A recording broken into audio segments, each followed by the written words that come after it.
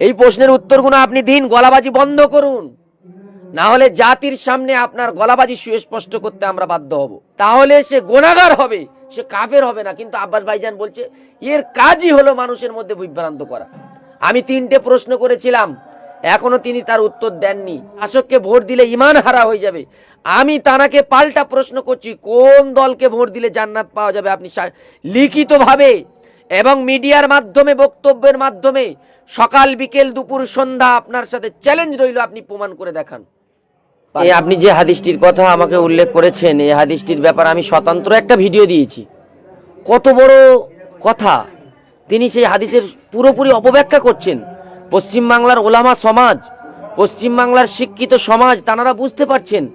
বলছেন মান রাআ মিনকুম মুনকারান ফালিয়ুগাইয়িরহু বিয়াদিহি ফাইন লাম ইয়াস্তাতি ফাবিলিসানিহি ফাইন লাম ইয়াস্তাতি ফাবিকলবিহি ওয়া যালিকা আদাফুল ঈমান। হাত দিয়ে প্রতিবাদ করো, জবান দিয়ে প্রতিরোধ করো, না হলে দিলে দিলে ঘৃণা করো। এই দিলে দিলে ঘৃণা না করলে তিনি বলছে কাফের হয়ে যাবে। নাউযু বিল্লাহি মিন যালিক। ইমাম আবু হানিফা বলছে কাফের নয়, ইমাম শাফি বলছে কাফের নয়, ইমাম আহমদ ইবনে হাম্বল বলছে কাফের নয়, ইমাম মালিক বলছেন কাফের নয়। 10 লক্ষ হাদিসের হাফেজ ইমাম আহমদ ইবনে হাম্বল রাহিমাহুল্লাহ, তিনি বলছেন কাফের নয়, আইনি বলছে কাফের হয়ে যাবে। আহলে সুন্নাত ওয়াল জামাতের মত হলো এই হাদিস দিয়ে যে মানুষকে কাফের বলা হয়নি, এখানে আদাফুল ঈমান বলা হয়েছে, লা ঈমান বলা হয়নি। ঈমানের সর্বনিম্ন স্তর বোঝানো হয়েছে। যদি সে দিলে দিলে ঘৃণা না করে তাহলে সে গুনাহগার হবে, সে কাফের হবে না। কিন্তু আব্বাস ভাইজান বলছে এর কাজই হলো মানুষের মধ্যে বিভ্রান্ত করা। আমি 3টে প্রশ্ন করেছিলাম, এখনো তিনি তার উত্তর দেননি। আর তার কিছু ভক্তরা আছে গালাগালি করছে। আরে গালাগালি দেওয়া সহজ, গালাগালি করবেন কেন? আমি আপনাদেরকে যুক্তি দিচ্ছি, দলিল দিচ্ছি, আপনিও দলিল দিয়ে আমাকে বুঝিয়ে দেন। তিনি সেটা করছেন না। এ হাদিস দিয়ে কাউকে কাফের বলা যাবে না। তিনি শাসককে প্রমাণ করতে চেয়েছে যে শাসককে ভোট দিলে ঈমান হারা হয়ে যাবে।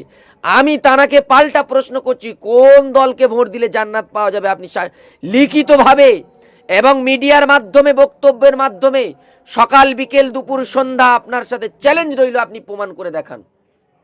মূর্খের সুখ মনে মনে, উনি যেটা ভাবেন সেটাই। আপনারা প্রত্যেকেই বক্তব্য শুনলেন যে একজন হাফেজ আসিকুর রহমান সাহেব সে তার বক্তব্য দিল, আপনারা প্রত্যেকে বুঝতে পারলেন। তো কার বিরুদ্ধে বললেন?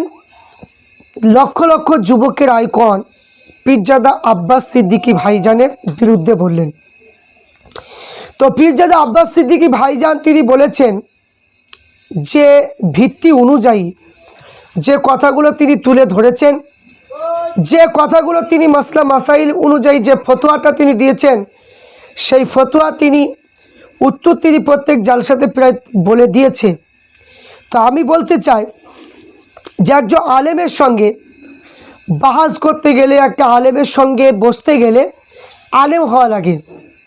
তো আসিকুর রহমান তো একটা হাফেজ, তো সে তো আলেম নয়। তো আলেম না হয়ে সে হাফেজ কেমন করে ফতোয়া দেয়? আগে আমি বলবো এই আসিকুর রহমান সাহেব যদি ভিডিওটা দেখে, আমি প্রথমে বলবো যে আপনি যে ফতোয়াটা জারি করছেন, আপনি বলুন যে আপনি ফতোয়া দেওয়ার কোনো যোগ্যতা আপনার আছে? আপনি কি মুফতি পাস করেছেন? আপনি আগে বলুন। যদি আপনি মুফতি পাস যদি করেন তাহলে আব্বাস সিদ্দিকী ভাইজানের সঙ্গে আপনি বসুন, বসার পরে জিজ্ঞাসা করুন যে কেন, কোন প্রেক্ষিতে আপনি এই কথাটা বলেছেন।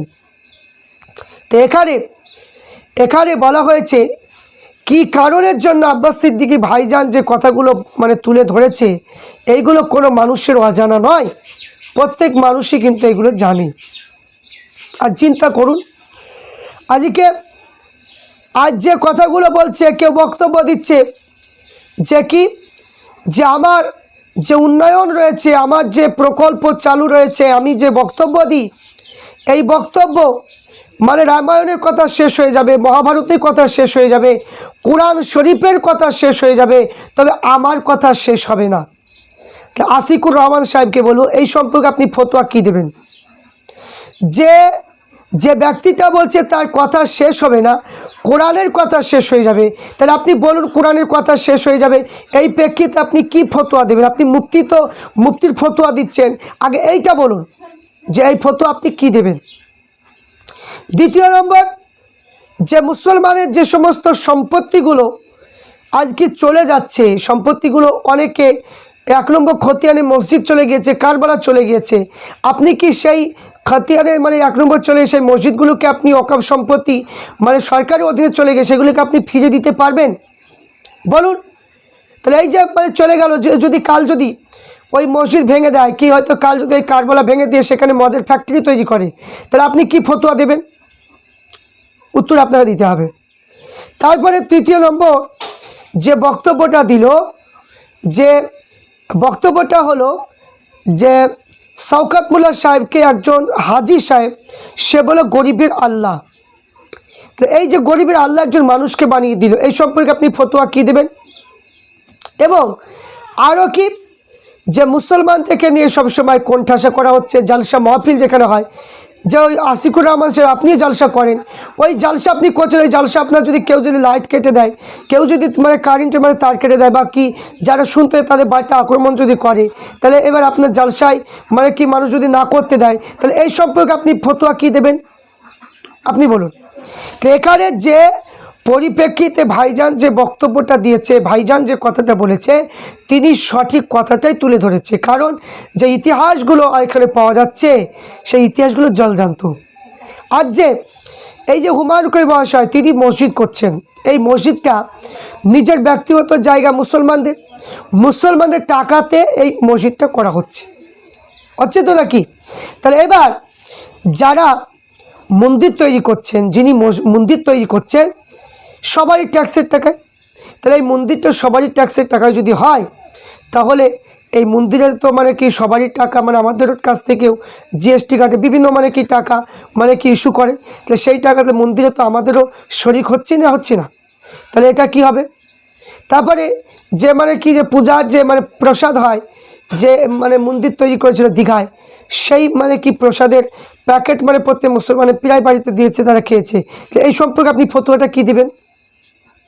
এই ফতোয়াগুলো কী দিবেন? তো এইগুলো বলবো যে বেশি বাড়াবাড়ি ভালো নয়, বেশি উচ্চ হওয়া ভালো নয়, ঝড়ে ভেঙে যাবে, বেশি ছোট হওয়া ভালো নয়, ছাগলে মুড়ে খাবে। তা আমি বলবো যে ভাইজানের বিরুদ্ধে বলা আগে 7 বার আগে চিন্তা করতে ভাবতে হবে। ভাইজানের বিরুদ্ধে বলতে গেলে আগে ভাবতে হবে।